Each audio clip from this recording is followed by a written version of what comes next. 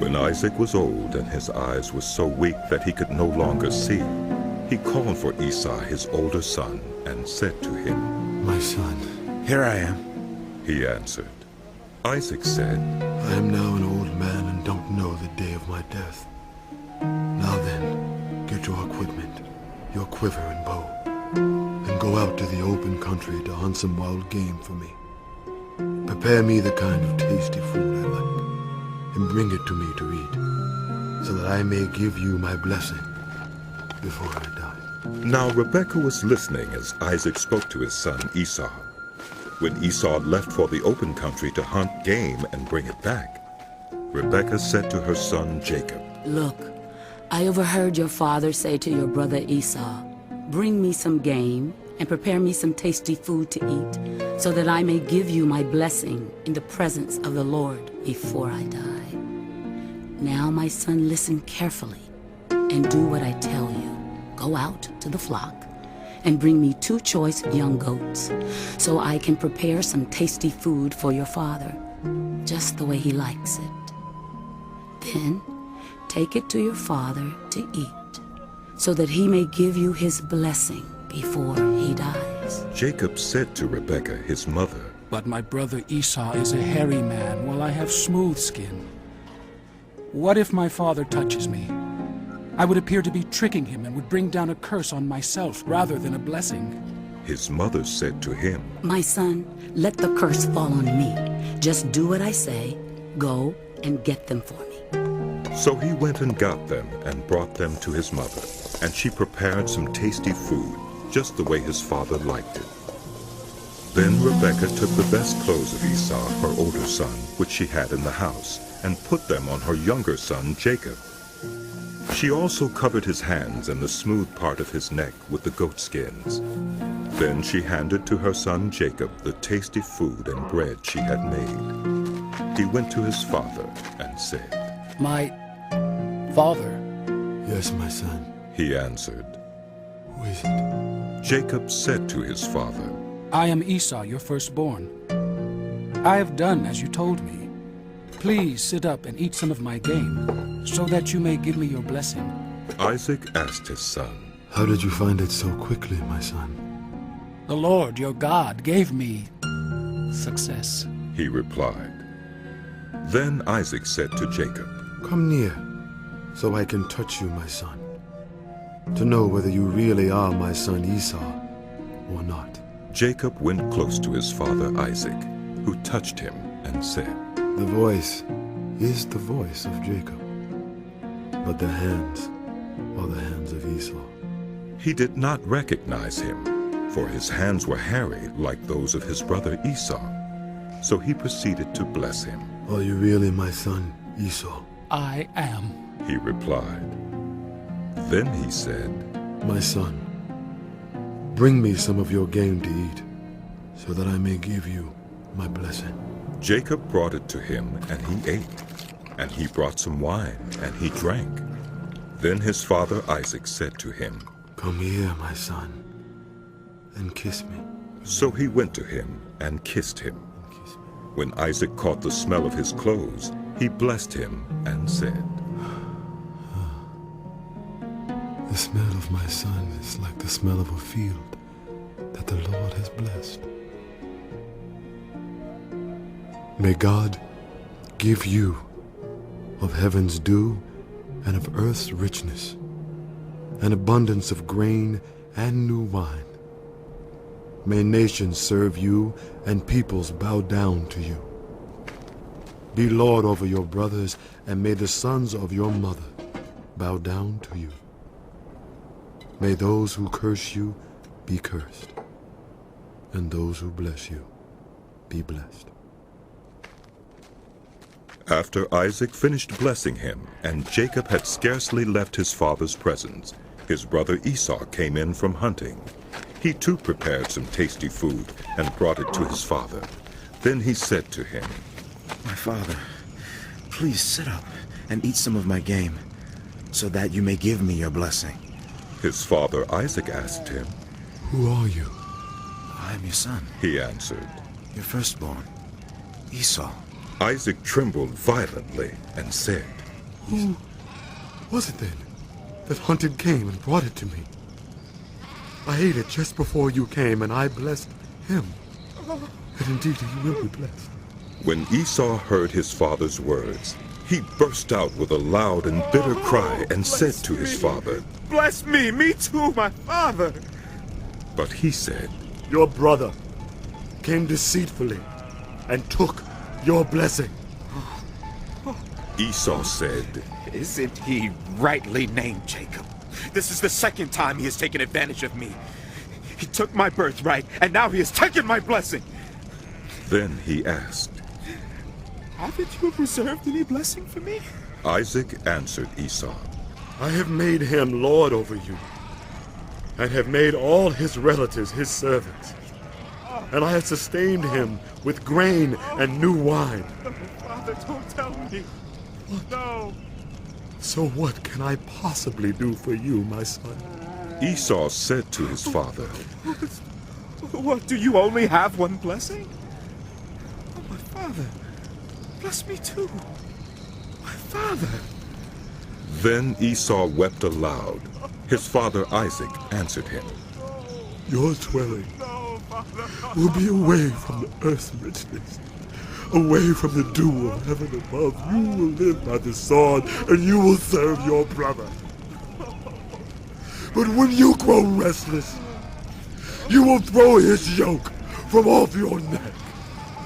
Esau held a grudge against Jacob because of the blessing his father had given him.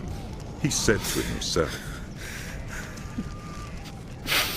The days of mourning for my father are near. Then I will kill my brother Jacob. When Rebekah was told what her older son Esau had said, she sent for her younger son Jacob and said to him, Your brother Esau is planning to avenge himself by killing you. Now then, my son, do what I say. Flee at once to my brother Laban in Haran. Stay with him for a while, until your brother's fury subsides.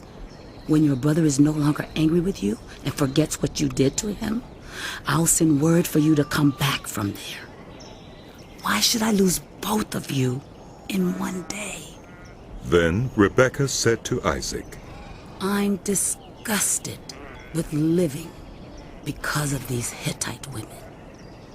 If Jacob takes a wife from among the women of this land, from Hittite women like these, my life. So Isaac called for Jacob and blessed him. Then he commanded him, Do not marry a Canaanite woman.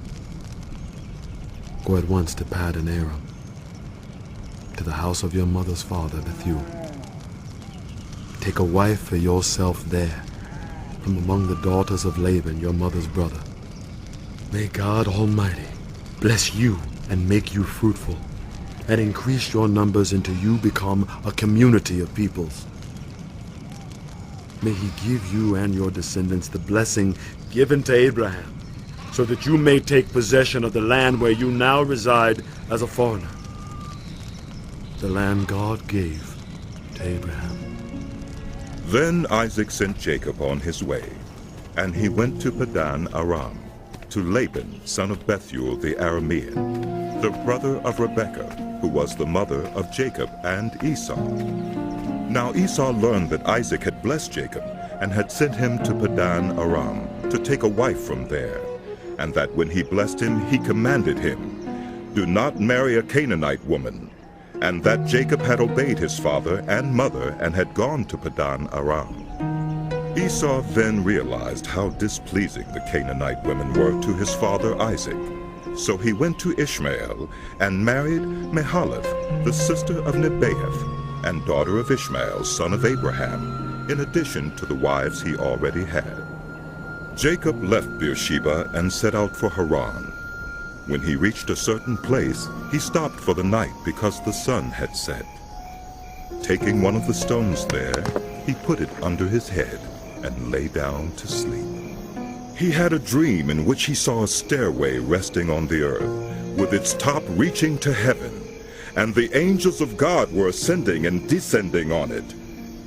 There above it stood the Lord, and he said, I am the Lord, the God of your father Abraham and the God of Isaac. I will give you and your descendants the land on which you are lying. Your descendants will be like the dust of the earth, and you will spread out to the west and to the east, to the north and to the south. All peoples on earth will be blessed through you and your offspring. I am with you and will watch over you wherever you go, and I will bring you back to this land. I will not leave you until I have done what I have promised you. When Jacob awoke from his sleep, he thought. Surely the Lord is in this place, and I was not aware of it. He was afraid and said, How awesome is this place! This is none other than the house of God. This is the gate of heaven. Early the next morning, Jacob took the stone he had placed under his head and set it up as a pillar and poured oil on top of it. He called that place Bethel, though the city used to be called Luz. Then Jacob made a vow, saying, If God will be with me and will watch over me on this journey I am taking, and will give me food to eat and clothes to wear, so that I return safely to my father's household, then the Lord will be my God, and this stone that I have set up as a pillar will be God's house. And of all that you give me, I will give you a tenth. Then Jacob continued on his journey and came to the land of the eastern peoples. There he saw a well in the open country, with 3 flocks of sheep lying near it, because the flocks were watered from that well. The stone over the mouth of the well was large. When all the flocks were gathered there, the shepherds would roll the stone away from the well's mouth and water the sheep. Then they would return the stone to its place over the mouth of the well. Jacob asked the shepherds, My brothers, where are you from? We're from Haran. They replied. He said to them, Do you know Laban, Nahor's grandson? Yes, we know him. They answered. Then Jacob asked them. Is he well? Yes, he is. They said. And here comes his daughter Rachel with the sheep. Look, He said. the sun is still high. It is not time for the flocks to be gathered. Water the When Rachel saw that she was not bearing Jacob any children, she became jealous of her sister. So she said to Jacob, Give me children, or I'll die. Jacob became angry with her and said. Am I in the place of God, who has kept you from having children? Then she said, Here is Bilhah, my servant. Sleep with her so that she can bear children for me, and I too can build a family through her. So she gave him her servant Bilhah as a wife. Jacob slept with her, and she became pregnant and bore him a son.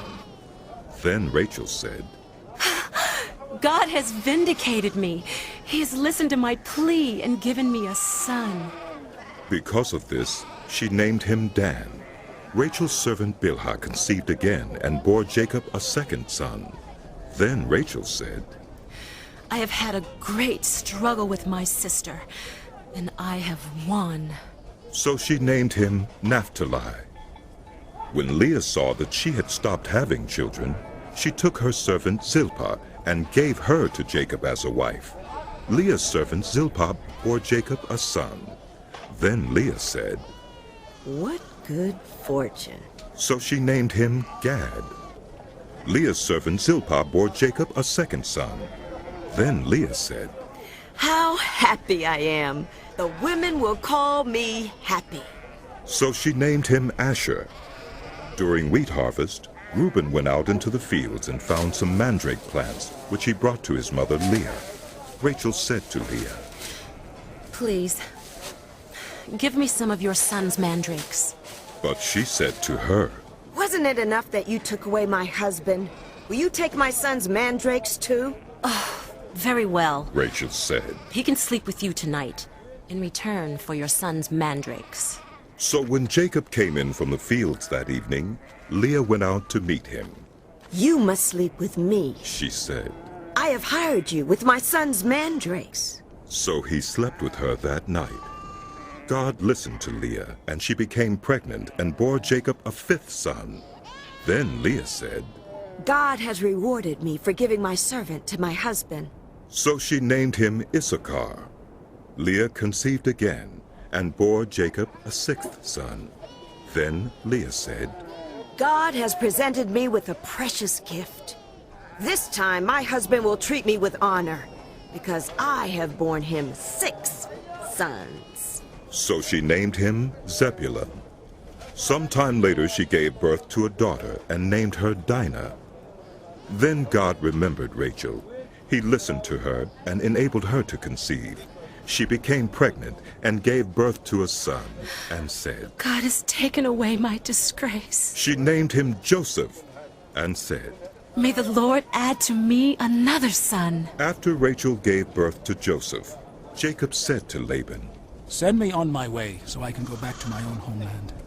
Give me my wives and children for whom I have served you, and I will be on my way. You know how much work I've done for you. But Laban said to him, If I have found favor in your eyes, please stay.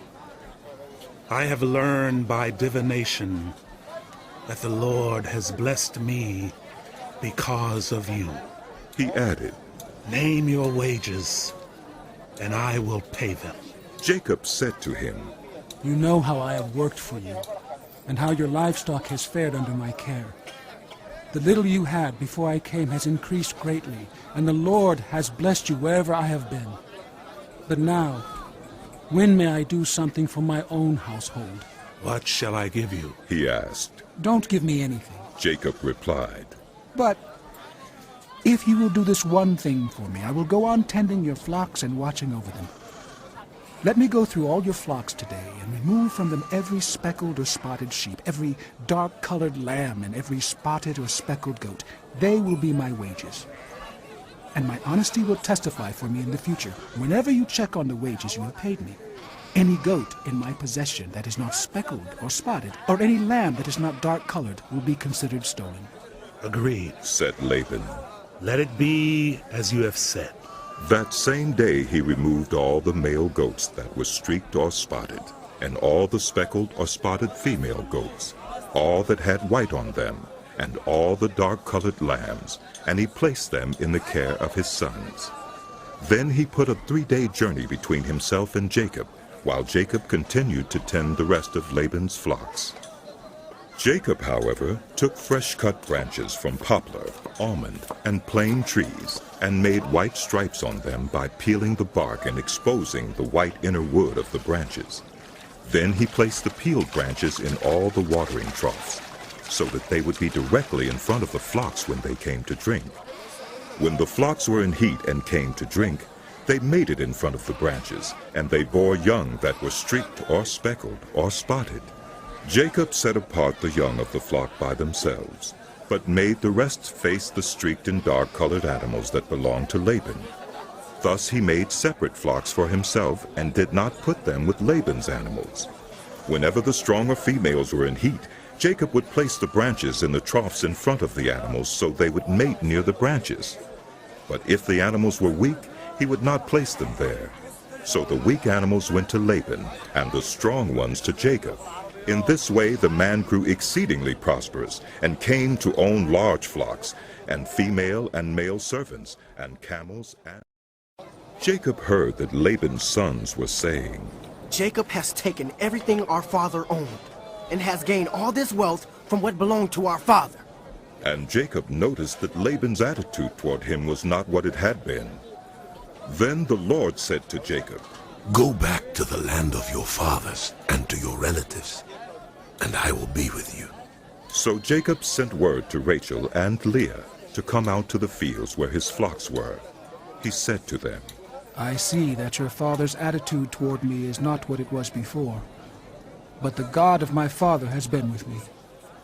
You know that I've worked for your father with all my strength, yet your father has cheated me by changing my wages 10 times. However, God has not allowed him to harm me. If he said, the speckled ones will be your wages, then all the flocks gave birth to speckled young. And if he said, the streaked ones will be your wages, then all the flocks bore streaked young. So God has taken away your father's livestock and has given them to me. In breeding season, I once had a dream in which I looked up and saw that the male goats mating with the flock were streaked, speckled, or spotted. The angel of God said to me in the dream, "Jacob." I answered, "Here I am." And he said, "Look up and see that all the male goats mating with the flock are streaked, speckled, or spotted, for I have seen all that Laban has been doing to you. I am the God of Bethel, where you anointed a pillar and where you made a vow to me. Now leave this land at once and go back to your native land." Then Rachel and Leah replied, Do we still have any share in the inheritance of our father's estate? Does he not regard us as foreigners? Not only has he sold us, but he has used up what was paid for us. Surely all the wealth that God took away from our father belongs to us and our children. So do whatever God has told you. Then Jacob put his children and his wives on camels, and he drove all his livestock ahead of him, along with all the goods he had accumulated in Padan Aram, to go to his father Isaac in the land of Canaan. When Laban had gone to shear his sheep, Rachel stole her father's household gods. Moreover, Jacob deceived Laban the Aramean by not telling him he was running away. So he fled with all he had, crossed the Euphrates River, and headed for the hill country of Gilead. On the third day, Laban was told that Jacob had fled. Taking his relatives with him, he pursued Jacob for 7 days and caught up with him in the hill country of Gilead. Then God came to Laban the Aramean in a dream at night and said to him, "Be careful not to say anything to Jacob, either good or bad." Jacob had pitched his tent in the hill country of Gilead when Laban overtook him, and Laban and his relatives camped there too. Then Laban said to Jacob, "What have you done? You've deceived me, and you've carried off my daughters like captives in war. Why did you run off secretly and deceive me?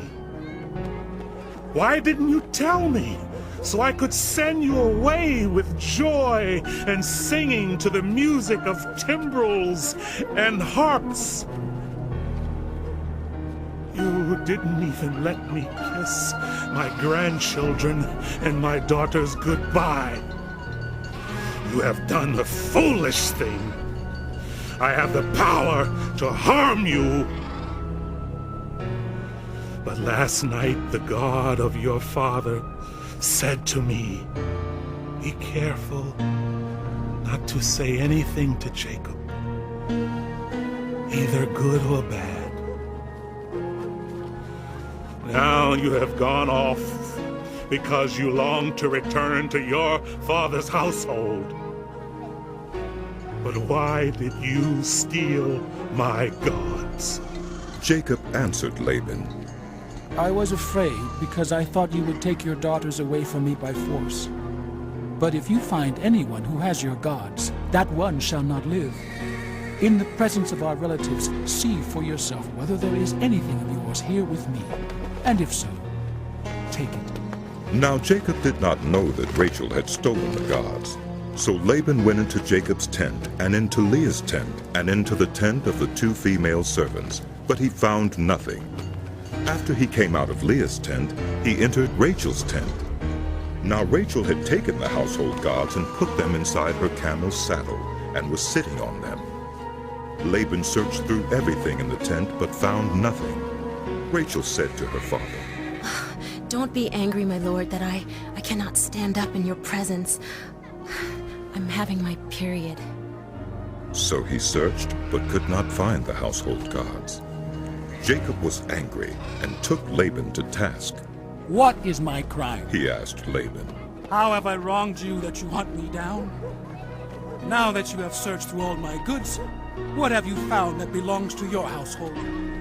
Put it here in front of your relatives and mine, and let them judge between the 2 of us. I have been with you for 20 years now. Your sheep and goats have not miscarried, nor have I eaten rams from your flocks. I did not bring you animals torn by wild beasts. I bore the loss myself.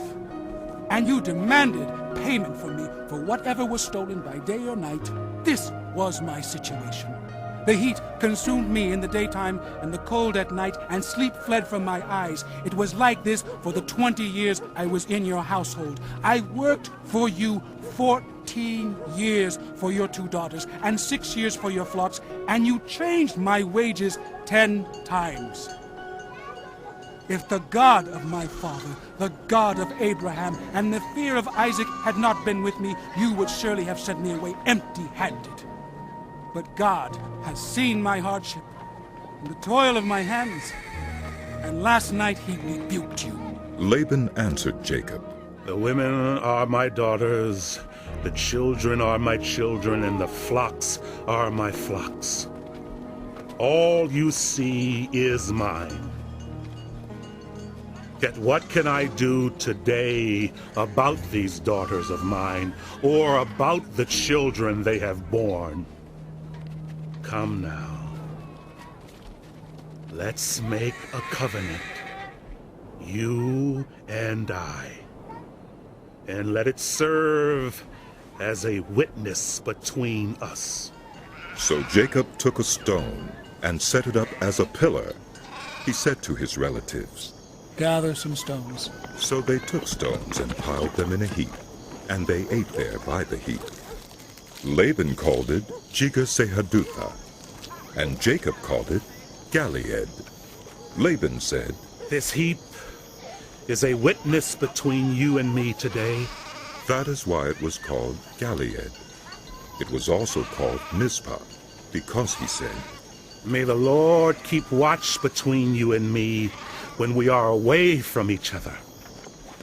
If you mistreat my daughters, or if you take any wives besides my daughters, even though no one is with us, remember that God is a witness between you and me. Laban also said to Jacob, Here is this heap, and here is this pillar I have set up between you and me. This heap is a witness, and this pillar is a witness, that I will not go past this heap to your side to harm you, and that you will not go past this heap and pillar to my side to harm me. May the God of Abraham and the God of Nahor, the God of their father, judge between us. So Jacob took an oath in the name of the fear of his father Isaac. He offered a sacrifice there in the hill country and invited his relatives to a meal. After they had eaten, they spent the night there. Early the next morning, Laban kissed his grandchildren and his daughters and blessed them. Then he left. Jacob also went on his way, and the angels of God met him. When Jacob saw them, he said, This is the camp of God. So he named that place Mehunaim. Jacob sent messengers ahead of him to his brother Esau in the land of Seir, the country of Edom. He instructed them, This is what you are to say to my lord Esau. Your servant Jacob says, I have been staying with Laban and have remained there till now. I have cattle and donkeys, sheep and goats, male and female servants. Now I am sending this message to my lord, that I may find favor in your eyes. When the messengers returned to Jacob, they said, We went to your brother Esau, and now he is coming to meet you, and 400 men are with him. In great fear and distress, Jacob divided the people who were with him into 2 groups, and the flocks and herds and camels as well. He thought, If Esau comes and attacks one group, the group that is left may escape. Then Jacob prayed, O God of my father Abraham, God of my father Isaac, Lord, you who said to me, Go back to your country and your relatives, and I will make you prosper. I am unworthy of all the kindness and faithfulness you have shown your servant. I had only my staff when I crossed this Jordan, but now I have become 2 camps. Save me, I pray, from the hand of my brother Esau, for I am afraid he will come and attack me, and also the mothers with their children. But you have said, I will surely make you prosper, and will make your descendants like the sand of the sea, which cannot be counted. He spent the night there, and from what he had with him, he selected a gift for his brother Esau: 200 female goats and 20 male goats, 200 ewes and 20 rams, 30 female camels with their young, 40 cows and 10 bulls, and 20 female donkeys and 10 male donkeys. He put them in the care of his servants, each herd by itself, and said to his servants, Go ahead of me and keep some space between the herds. He instructed the one in the lead. When my brother Esau meets you and asks, Who do you belong to, and where are you going, and who owns all these animals in front of you? Then you are to say, They belong to your servant Jacob. They are a gift sent to my lord Esau, and he is coming behind us. He also instructed the second, the third, and all the others who followed the herds. You are to say the same thing to Esau when you meet him. And be sure to say, Your servant Jacob is coming behind us. For he thought, I will pacify him with these gifts I am sending on ahead. Later when I see him, perhaps he will receive me. So Jacob's gifts went on ahead of him, but he himself spent the night in the camp. That night, Jacob got up and took his 2 wives, his 2 female servants, and his 11 sons, and crossed the ford of the Jabbok. After he had sent them across the stream, he sent over all his possessions. So Jacob was left alone, and a man wrestled with him till daybreak. When the man saw that he could not overpower him, he touched the socket of Jacob's hip, so that his hip was wrenched as he wrestled with the man. Then the man said, Let me go, for it is daybreak. But Jacob replied, I will not let you go unless you bless me. The man asked him, What is your name? Jacob, he answered.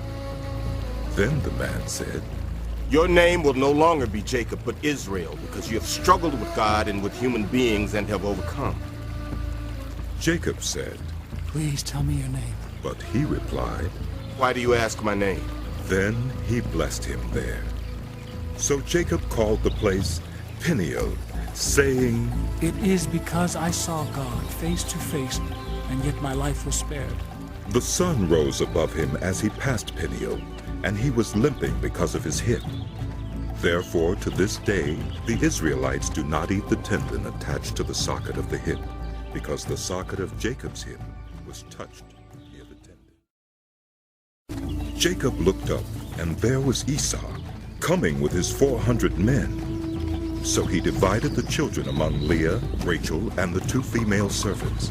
He put the female servants and their children in front, Leah and her children next, and Rachel and Joseph in the rear.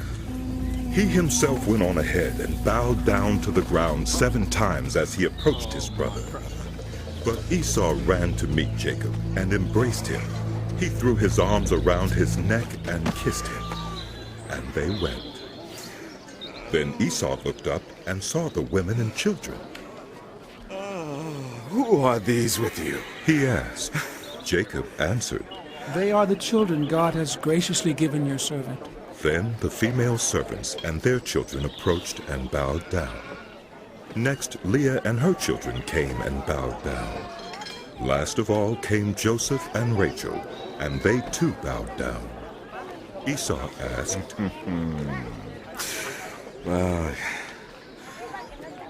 What do you mean by all these flocks and herds I met? To find favor in your eyes, my lord, he said. But Esau said, I already have plenty, my brother. Keep what you have for yourself. No, please, said Jacob. If I have found favor in your eyes, accept this gift from me. For to see your face is like seeing the face of God now that you have received me favorably.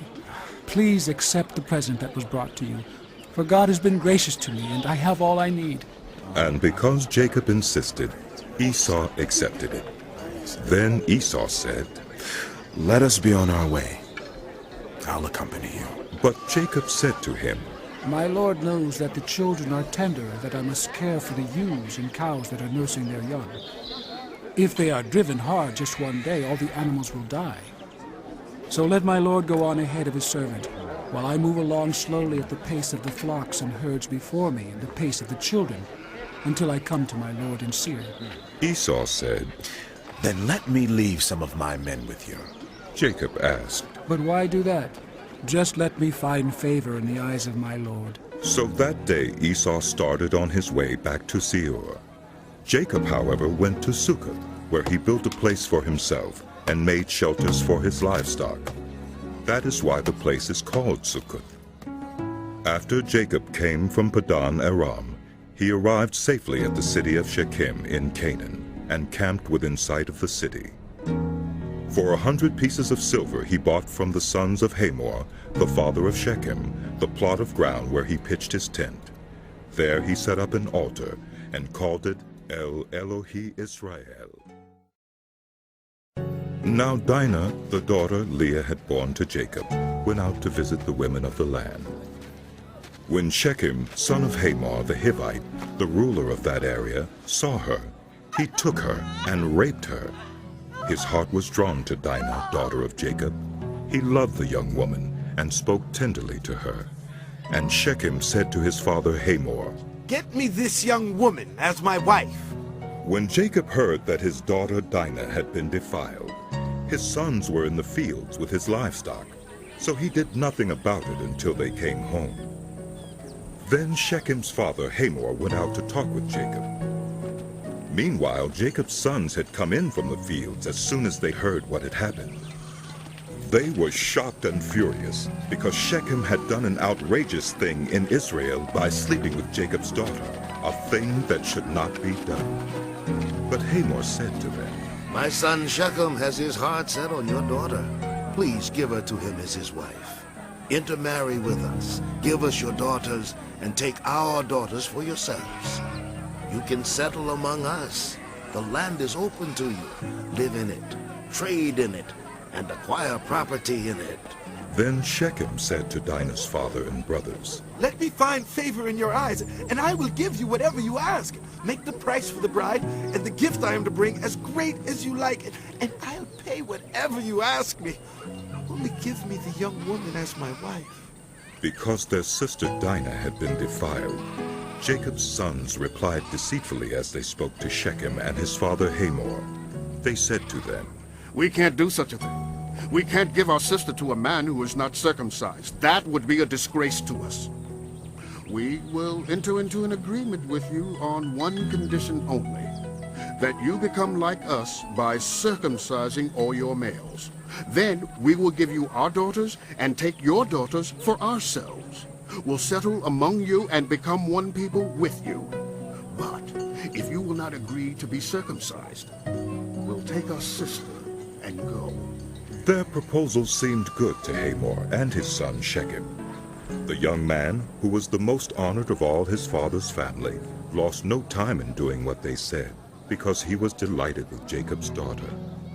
So Hamor and his son Shechem went to the gate of their city to speak to the men of their city. These men are friendly toward us, they said. Let them live in our land and trade in it. The land has plenty of room for them. We can marry their daughters, and they can marry ours. But the men will agree to live with us as one people only on the condition that our males be circumcised as they themselves are. Won't their livestock, their property, and all their other animals become ours? So let us agree to their terms, and they will settle among us. All of the men who went out of the city gate agreed with Hamor and his son Shechem, and every male in the city was circumcised. 3 days later, while all of them were still in pain, 2 of Jacob's sons, Simeon and Levi, Dinah's brothers, took their swords and attacked the unsuspecting city, killing every male. They put Hamor and his son Shechem to the sword and took Dinah from Shechem's house and left.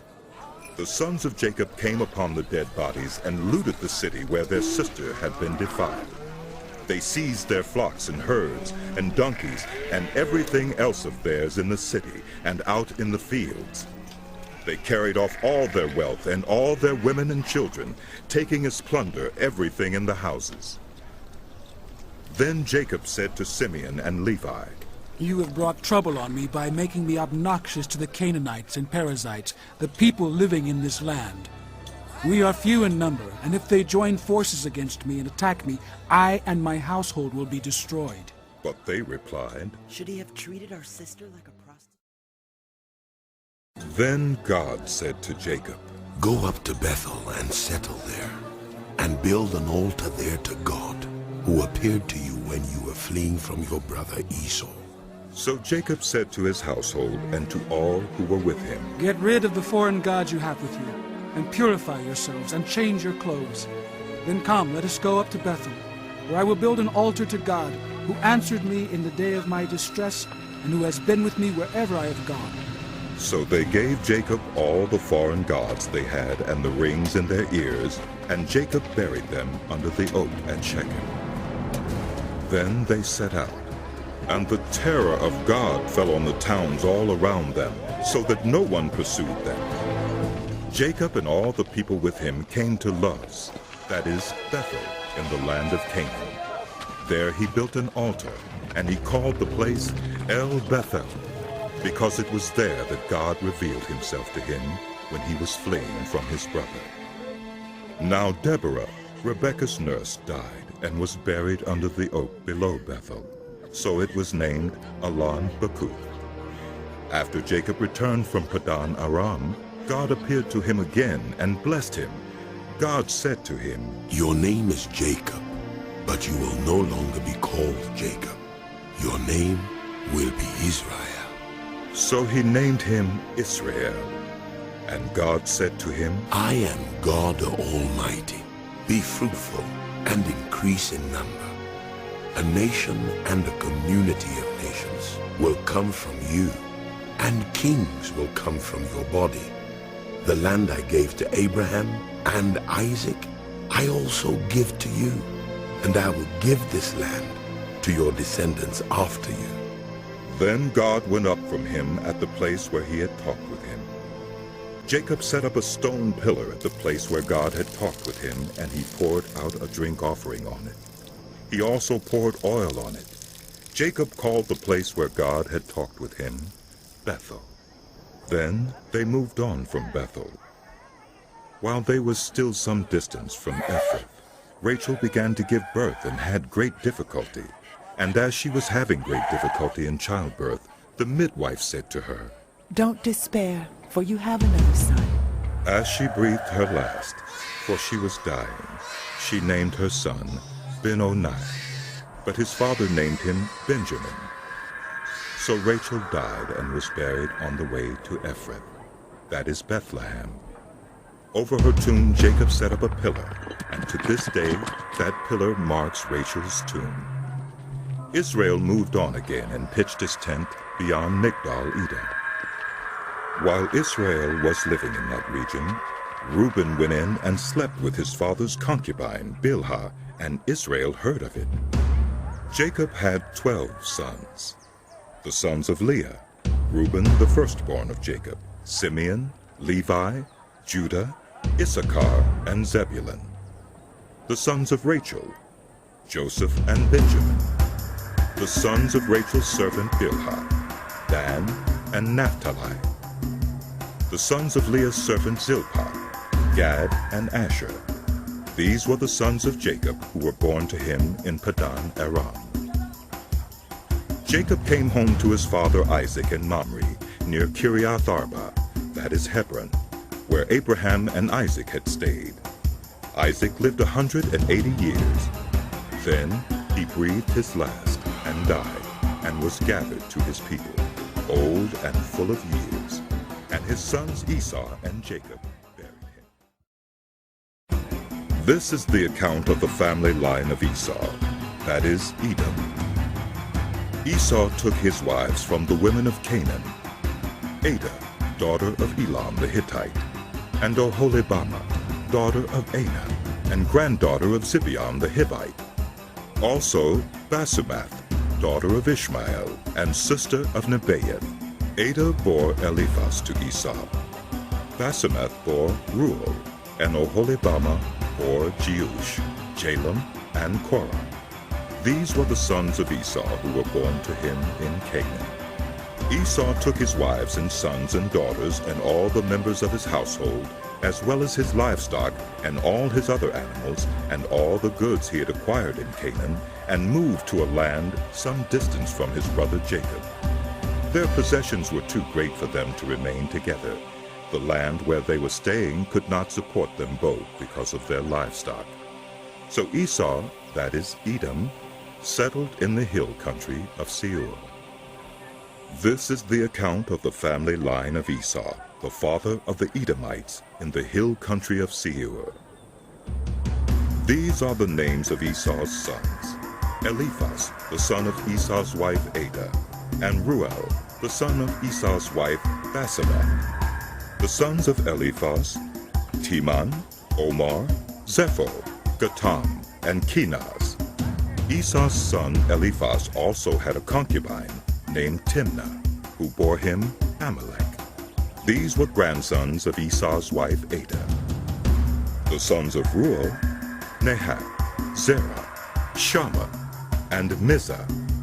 These were grandsons of Esau's wife Basemath. The sons of Esau's wife Oholibamah, daughter of Anah, and granddaughter of Zibeon, whom she bore to Esau: Jeush, Jalam, and Korah. These were the chiefs among Esau's descendants, the sons of Eliphaz, the firstborn of Esau: chiefs Teman, Omar, Zepho, Kenaz. Korah, Gatam, and Amalek. These were the chiefs descended from Eliphaz in Edom. They were grandsons of Adah. The sons of Esau's son Ruel: chiefs Nahat, Zerah, Shammah, and Mizah. These were the chiefs descended from Ruel in Edom. They were grandsons of Esau's wife Basemath. The sons of Esau's wife Oholibamah: chiefs Jeush, Jalam, and Korah. These were the chiefs descended from Esau's wife Oholibamah, daughter of Anah. These were the sons of Esau, that is, Edom, and these were their chiefs. These were the sons of Seir the Horite, who were living in the region: Lotan, Shobal, Zibeon, Anah, Dishan, Ezer, and Dishan. These sons of Seir in Edom were Horite chiefs. The sons of Lotan: Hori and Homam. Timnah was Lotan's sister. The sons of Shobal: Alvan, Manahath, Ebal, Shepho, and Onam. The sons of Zibeon: Ayer and Anah. This is the Anah who discovered the hot springs in the desert while he was grazing the donkeys of his father Zibeon. The children of Anah: Dishan and Oholibamah, daughter of Anah. The sons of Dishan: Hemdan, Eshban, Ithran, and Keran. The sons of Ezer: Bilhan, Zeovan, and Akan. The sons of Dishan: Uz and Aran. These were the Horite chiefs: Lotan, Shobal, Zibeon, Anah, Dishan, Ezer, and Dishan. These were the Horite chiefs according to their divisions in the land of Seir. These were the kings who reigned in Edom before any Israelite king reigned. Bela, son of Beor, became king of Edom. His city was named Dinhabah. When Bela died, Jobab, son of Zerah from Basra, succeeded him as king. When Jobab died, Husham from the land of the Timonites succeeded him as king. When Husham died, Hadad, son of Bedad, who defeated Midian in the country of Moab, succeeded him as king. His city was named Avid. When Hadad died, Samlah from Masrekah succeeded him as king. When Samlah died, Shaul from Rehoboth on the river succeeded him as king. When Shaul died, Baal-Hanan, son of Akbor, succeeded him as king. When Baal-Hanan, son of Akbor, died, Hadad succeeded him as king. His city was named Pau, and his wife's name was Mehetabel, daughter of Matred, the daughter of Mezahab. These were the chiefs descended from Esau, by name, according to their clans and regions: Timnah, Alva, Jetheth, Oholibamah, Elah, Penan, Kenaz, Teman, Mibzar, Magdiel, and Iram. These were the chiefs of Edom, according to their settlements in the land they occupied. This was Esau, the father. Jacob lived in the land where his father had stayed, the land of Canaan. This is the account of Jacob's family line. Joseph, a young man of 17, was tending the flocks with his brothers, the sons of Bilhah and the sons of Zilpah, his father's wives, and he brought their father a bad report about them. Now Israel loved Joseph more than any of his other sons, because he had been born to him in his old age, and he made a richly ornamented robe for him. When his brothers saw that their father loved him more than any of them, they hated him and could not speak a kind word to him. Joseph had a dream, and when he told it to his brothers, they hated him all the more. He said to them, "Listen to this dream I had. We were binding sheaves of grain out in the field when suddenly my sheaf rose and stood upright, while your sheaves gathered round mine and bowed down to it." His brothers said to him, "Do you intend to reign over us? Will you actually rule us?" And they hated him all the more because of his dream and what he had said. Then he had another dream, and he told it to his brothers. "Listen," he said. "I had another dream, and this time the sun and moon and 11 stars were bowing down to me." When he told his father as well as his brothers, his father rebuked him and said, "What is this dream you had? Will your mother and I and your brothers actually come and bow down to the ground before you?" His brothers were jealous of him, but his father kept the matter in mind. Now his brothers had gone to graze their father's flocks near Shechem, and Israel said to Joseph, "As you know, your brothers are grazing the flocks near Shechem. Come, I am going to send you to them." "Very well," he replied. So he said to him, "Go and see if all is well with your brothers and with the flocks, and bring word back to me." Then he sent him off from the valley of Hebron. When Joseph arrived at Shechem, a man found him wandering around in the fields and asked him, "What are you looking for?" He replied, "I'm looking for my brothers. Can you tell me where they are grazing their flocks?" "They have moved on from here." The man answered, "I heard them say, 'Let's go to Dothan.'" So Joseph went after his brothers and found them near Dothan. But they saw him in the distance, and before he reached them, they plotted to kill him. "Here comes that dreamer," they said to each other. "Come now, let's kill him and throw him into one of these cisterns and say that a ferocious animal devoured him. Then we'll see what comes of his dreams."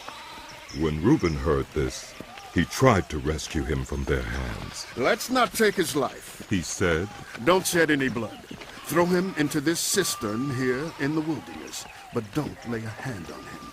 Reuben said this to rescue him from them and take him back to his father. So when Joseph came to his brothers, they stripped him of his robe, the richly ornamented robe he was wearing, and they took him and threw him into the cistern. The cistern was empty. There was no water in it.